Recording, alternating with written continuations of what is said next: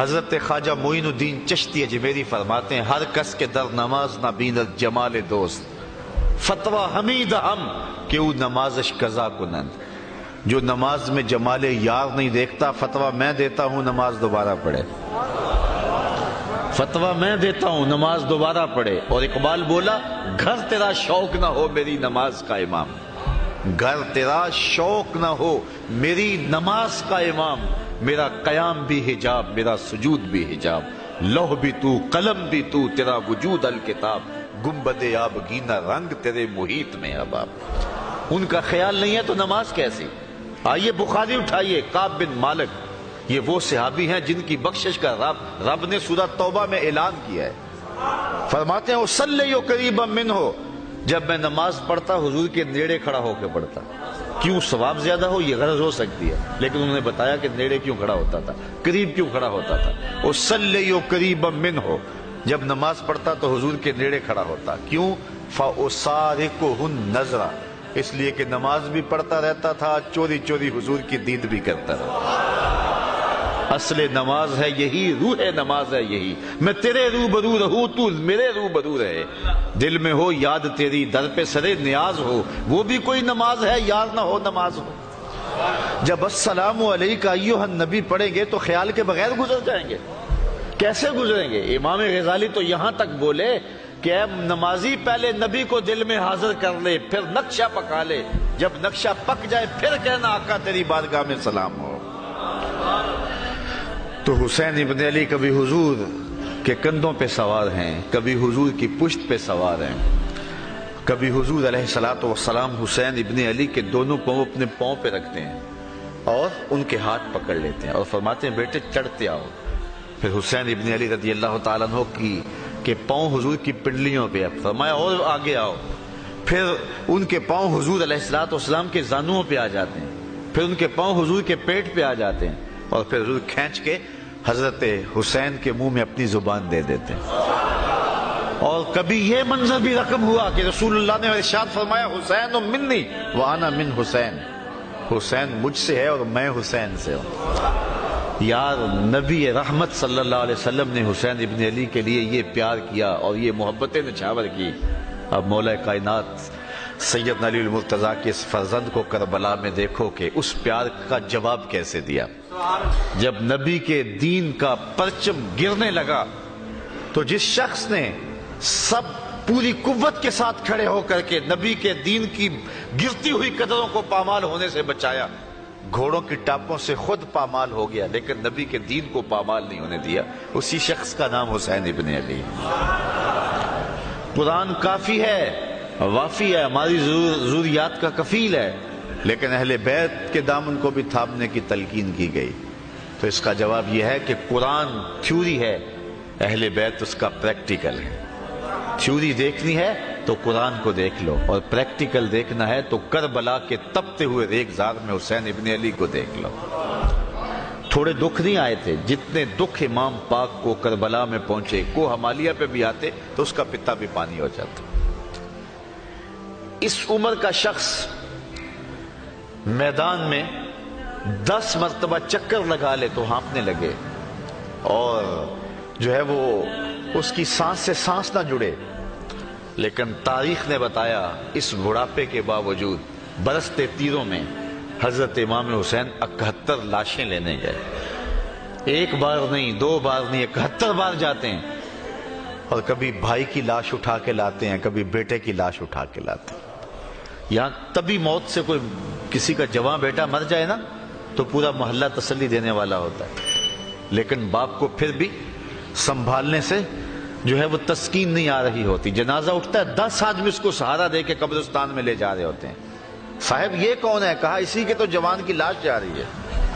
تبھی موت سے بیٹا مر جائے, آپ اولاد رکھتے ہیں, حضرت تصور دیکھیں معاشرے میں دیکھتے ہیں, تبھی موت سے بیٹا مر جائے اور باپ سنبھلتا نہیں، 10 لوگ سنبھالا دے رہے ہوتے ہیں، میں پھر خراج نہ پیش کروں حسین ابن علی کو کہ جو جوان بیٹے کی لاش کندھوں پہ اٹھا کے خیموں تک لاتے ہیں اور پھر بھی ہاتھ اٹھا کہتے ہیں مالک حسین کی یہ قربانی بھی قبول فرما۔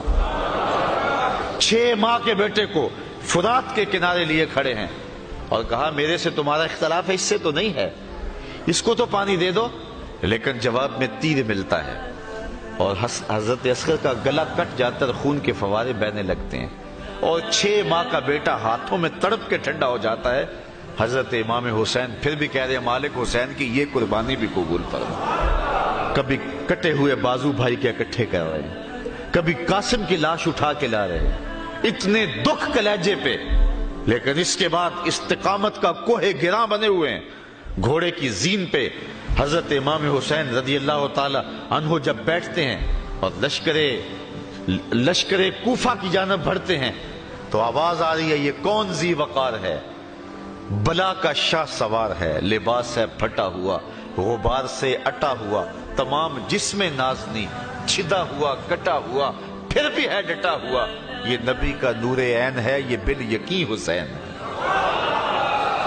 حضرت امام حسین کو پیاس کیوں ستاتی؟ حضور کی زبان چوسی تھی۔ سواری سے کیوں گرتے؟ اس لیے کہ حضور کے کندھوں کی سواری کی تھی۔ حضرت امام حسین نے حضور علیہ السلام کی پشت میں بیٹھے اور انہوں نے سجدے کو طول دیا تھا، آج حسین نے بھی اس کے بدلے میں ایک سجدہ کیا، کربلا کے میدان میں سجدہ کیا حسین ابن علی نے۔ آپ جانتے ہیں جب گھوڑے کی زین سے فرش زمین پہ آئے، ایک تو علماء وائزین اور ذاکرین کا سٹائل ہے، ظاہر اس انداز میں واقع کربلا کو بیان تو نہیں کر پا سکتا اور مشکل بھی ہے، لیکن جو محتاط روایتیں ہیں اس کے مطابق آپ کا جب پیراہن اتارا گیا تو 113 سوراخ اس میں تیروں کے تھے، 33 زخم تلواروں کے تھے اور 34 گھاؤ نیزوں کے تھے، اور نیزوں کی انیاں جسم میں ٹوٹ چکی تھی، اور گھوڑے کی زین سے فرش زمین پہ آئے۔ ایک کانٹا بھی بدن پہ چبھا ہو تو ہماری نماز رہ جاتی ہے، اور اتنے تیر بدن میں اور لخت لخت سے خون بہ رہا ہے، 71 لاشیں پڑے ہوئے ہیں اور 22,000 کا لشکر جرار جو ہے وہ ٹوٹ کے آپ پر تیر برسا رہا ہے، لیکن گھوڑے کی زین سے فرش زمین پہ آئے صابر ایسا کہ نماز کا وقت ہو گیا۔ میں کہتا ہوں حسین جیسا بھی کوئی نمازی ہو سکتا ہے، نماز کا وقت ہو گیا تو سجدے میں سر جھکا دیا اور اللہ کی بارگاہ میں عرض گزار ہوئے اللہم رضن بقضائک و صبرن علی بلائک تسلیما لامرک سبحان ربی العالی۔ مالک دکھ سہ کے، تکلیفیں برداشت کر کے، بیٹے کٹوا کے، خاندان لٹا کے، تیرا حسین تیرے پہ پھر بھی راضی ہے، تو بھی بتا تو بھی حسین پہ راضی ہوا ہے یا نہیں ہوا؟ آواز آ رہی ہے اس پیاسے پر محمد مصطفیٰ کو ناز ہے، اس نواسے پر علی شیر خدا کو ناز ہے، اوروں نے بھی سجدے کیے پر اس کا عجب انداز ہے، اس نے وہ سجدہ کیا جس پر خدا کو ناز ہے۔ ایسا لمبا سجدہ کسی نے نہیں کیا ہوگا۔ آپ جانتے ہیں کہ دست قاتل نے اس وقت سر نور کاٹا جب سجدے میں جھکا ہوا تھا۔ عرفات کا میدان ہے، ایک صحابی نے حضور کو آ کے بتایا کہ ایک شخص تلبیہ پڑھتا ہوا اونٹ پہ آ رہا تھا اور گر گیا اور گردن کی ہڈی ٹوٹ گئی اور وہی موت واقع ہو گئی۔ حضور نے فرمایا اس کو احرام میں کفن دے دو اور دفن کر دو، اور پھر حضور نے ایک تاریخ ساز جملہ ارشاد فرمایا یہ شخص جب قیامت کے دن اٹھایا جائے گا ملبیاً، یہ لبیک لبیک پکارتا ہوا اٹھے گا، چونکہ لبیک لبیک تلبیہ پڑھتا ہوا شہید ہوا ہے، فوت ہوا ہے، تو اٹھے گا بھی تو اسی حالت میں، تو سمجھ آگے جس حالت میں کوئی جاتا ہے اسی حالت میں اٹھایا جاتا ہے۔ تو پھر اس ضابطے کے تحت اور طرح اٹھیں گے، لیکن حسین ابن علی کا سر قیامت کے دن سجدے سے اٹھایا جائے گا۔ تو حسین آج بھی سجدے میں ہے، اتنا لمبا سجدہ کسی نے نہیں کیا جتنا لمبا حسین ابن علی نے کیا ہے۔ اگر نبی نے سجدے کو طول دیا تھا پھر حسین نے بھی ایسا سجدہ کر کے دکھایا۔ اے حسین ابن علی تم پر سلام، نازش آل نبی تم پر سلام، تم پہ لاکھوں رحمتیں لاکھوں سلام، اے شہیدان محبت کے امام، لالا گوں لالا کفن لالا چمن، اے چمن اندر چمن، زندگی ہی زندگی تیری حیات، اے حیات اندر حیات، افتخار ملت بیضا ہے تو، رب کعبہ کی قسم یکتا ہے تو۔ فخر کا دل میں دریچہ باز کرنا چاہیے، جن کا تو آقا ہے ان کو ناز کرنا چاہیے۔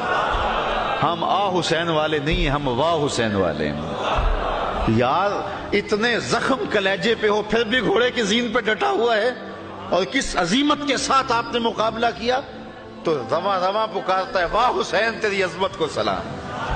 اللہ اکبر، کو ہمالیہ کا کلیجہ بھی پھٹ جاتا، اتنے دکھ اس پہ آتے، لیکن امام حسین نے کمال کر دی، اور آج صدیاں گزرنے کے بعد حسین ابن علی کا نام دلوں میں تازہ ہے۔ اگر حضرت امام حسین کربلا میں نہ جاتے تو کیا آج تک ہمارے اندر موجود ہوتے؟ موت سے تو چھٹکارا نہیں ہے، لیکن آپ نے راستہ وہ اختیار کیا کہ قیامت تک لوگوں کے دلوں میں بس رہے ہیں، خوشبو بن کے جی رہے ہیں۔